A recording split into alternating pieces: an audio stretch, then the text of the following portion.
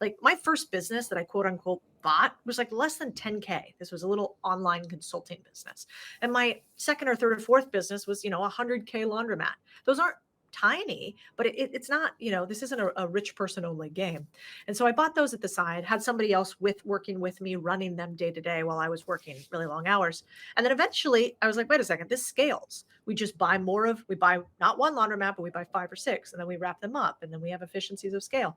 And so finally I got to a point where I was like, wait a second, making way more money and I like it on the side doing this more I'm business. sorry to interrupt because it's something that I've wanted to, like, I've dabbled in myself and was the Mm, long-term vision of what I'd want to build on top of VaynerMedia, VaynerX. I started the advertising agency to build a private equity firm on top of it. But, you know, but I came up with this term for myself 7, 8 years ago called micro private equity.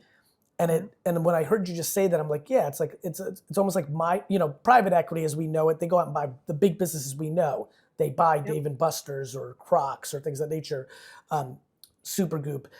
This thing is more like entrepreneurial, but the way you were thinking about it, when you're thinking about buying one laundromat, but then get five efficiency scales, that's what I would define as micro private equity. Have you ever thought of it that way? Do you see that? Do you agree, disagree? Now I see it that way. Back then I was like, I just think that this is an efficient way to get more customers faster.